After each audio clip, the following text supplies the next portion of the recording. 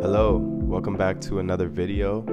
Thank you for tuning in. I guess we'll just jump right in. One of the most important things that I've learned traveling and living abroad is that there's no one right way to do things. In fact, the most beautiful things about humans is our distinction and the things that make us different, just to be unique and contrasting in our own ways. All of these cultural realizations that I've experienced in the past year have forced me to question how I used to see the world. In my opinion, environment is everything. It influences how you think, how you feel, your traditions, and I've definitely observed a change in myself just living here in Spain. I don't know, it's something about being here that makes me feel even more connected to my purpose. Something about the lifestyle here just really encourages me to be self-expressive, be creative, and pursue all of these different avenues that I've always wanted to, which is a main reason why I began this channel. So in this video, I'd like to compare the two countries that I've spent a considerable amount of time in, that being America, where I spent about 20 years of my life, and Spain, where I currently live and have spent about 2 years. I'm going to try my best not to overgeneralize. Obviously, there's exceptions with everything I say. However, I just want to share my opinions based on the experiences that I've had this far in my travels and living here in Spain. So, here we go. Living in a foreign country is a lot like being the new kid in school. It's full of unfamiliar faces, inside jokes, a lot of confusion. All of the things that you were taught growing up now are no longer applicable to the lifestyle that you live now. It seemed like when I first moved to Spain, my patience and my tolerance were being tested literally every day.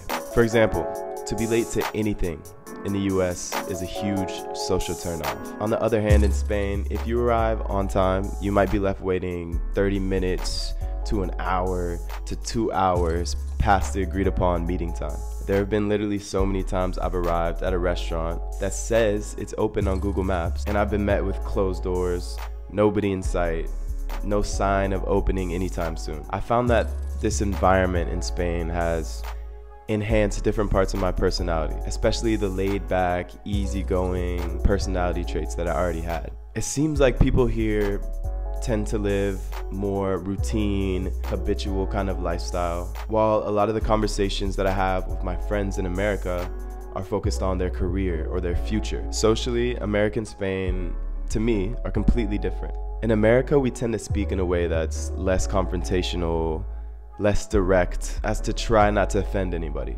Especially me, coming from this Midwestern mentality that's smile and wave at everybody, strike up a random conversation about the weather. But this behavior in the eyes of other cultures, especially European, can sometimes be interpreted as fake. In my experience with Spaniards, they tend to tell you exactly what's on their mind, especially within a group of friends. Sometimes when I arrive to the park to play basketball, I'm greeted with a "¿Qué pasa, negro?" It seems like they look for the most outstanding trait you have physically, and they just take it and run with it. It's really not something that I take offense to. I know they're not saying it in a derogatory way. I know it's not malicious, you know?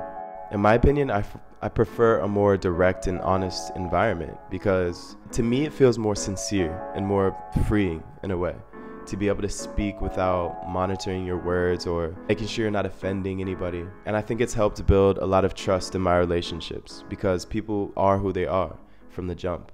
So let's talk about language. If you talk to a man in a language he understands, that goes to his head. If you talk to him in his language, that goes to his heart. Nelson Mandela. Being able to speak the language of the people you're around in any country will drastically change your whole experience. For example, living in Granada, I felt like the people there can be a little bit more resistant to outsiders, and it took a little bit of time for them to open up to me. As a result, I tended to be more reserved, more selective with my words. Contrarily, living here in Tenerife, people you may have just met feels like you've known them for your whole life. So here, I tend to be more expressive, more outgoing, and a lot more social. You know, I've been speaking and learning Spanish ever since primary school, and I feel like I've come a long way in my journey towards fluency since then. However, learning in a classroom and learning by immersing yourself in the country are completely different experiences. When I first arrived in Spain, I remember being embarrassed every day. Just basic tasks like trying to order a coffee, trying to print out a document, and overall just not being fully able to articulate what I needed. And these things can be super frustrating, but the more and more you put yourself out there, the more practice you get. You know, coming in with a limited vocabulary can often set you up for failure and frustration. With a language barrier also comes social anxiety. Many times, many times, I've been in a situation with a group of Spanish people and I've been like afraid to speak up or say what's on my mind, mainly because I don't understand the topic of conversation, but also because I'm afraid just to mess up in my Spanish and look stupid. Despite all this, I'm truly almost relearning how to have a conversation. I'm relearning how to truly listen to understand in a conversation rather than just listen to reply. Because especially when it's not your first language, you have to listen extra hard to make sure you understand. You know, my language struggles here have often made me think about the people that arrive in America and have to learn English as their second language. And you know, sometimes Americans can be super unforgiving if they detect any language other than English. Play what I did to you one more time. Talking that stupid Spanish around here when everybody else is English speaking American. You know what? In America, we speak English, senor. You know what? Mr. Trump will say, thank you. This is a country where we speak English, not Spanish. One thing I really admire about the friends that I've made here in Europe is their interest and their ability to speak languages that are different from their native language. And to me, I think it's kind of a flex to be able to connect with people that are completely different from you. Lifestyle. Spain and America could not be any more different when it comes to lifestyle. I really don't think it's a generalization when I say most Spanish people are social. Sometimes here in Spain, it feels like there's more bars and cafes than people. And it feels like they always have business. There's this term in Spain called sobremesa. And there's not really a direct translation to English. However, it's defined as the duration of time a group out for lunch or dinner will stay at a table conversing with friends even after the food has been consumed. On average, this can last a full hour after the meal. You know, Spanish people like to talk and they love a good story. To me, this shows how meals aren't just a chance to eat delicious food, but also a time to spend time with the people that you love, with your friends, and truly be in the present moment. Contrarily, in America, at the completion of most of our dining experiences, your waitress has already cleared off the table, dropped the check off, and said, "No rush," which usually means the complete opposite. I think a lot can be said about the way a culture enjoys their meals and their outlook on life as a whole. Spain generally has a more relaxed feel, which I found very comforting in a sense. While America feels like a faster paced, more forward-thinking environment that challenges you not to give up. One thing I truly admire about America is its very optimistic and hardworking nature. Another very interesting difference I found between America and Spain are their ideas on spatial awareness. Most Americans, it seems, have a high awareness of social space and are very mindful about creating space for others, if it be on the sidewalk, on a bus. On the contrary, Spaniards will spread themselves out, leaving you no room but to use the road and walk around them. And it's even worse in public transportation. I remember one time sitting on an almost empty bus. Literally, there were only open seats around me. And a lady walks right on the bus and she chooses to sit right next to me.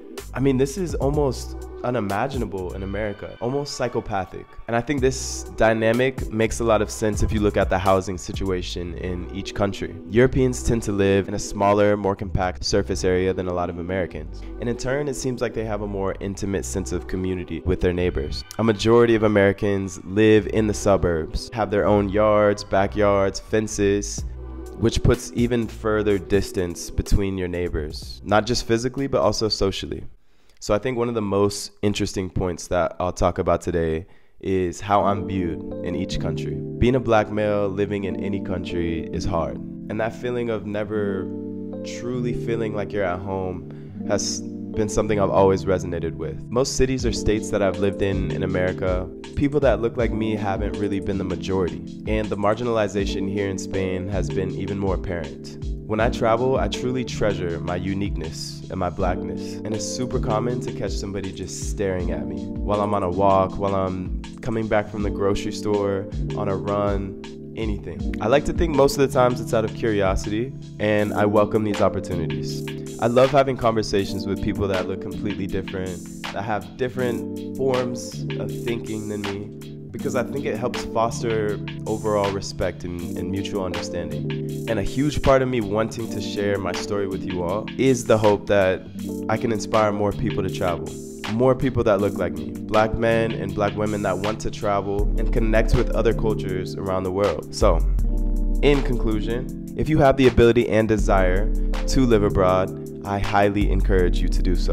It opens your eyes to so many different possibilities and ways of life. It allows you to question and challenge yourself, and it forces you so far outside of your comfort zone that the only choice left is to grow. If you enjoyed this video and if you resonated with some of the things I said, please don't forget to leave me a comment. Please don't forget to leave me a like, a subscribe, anything. I'm super excited to just share so many things with you all, and please stay tuned. Please stay tuned for what I have coming in the future.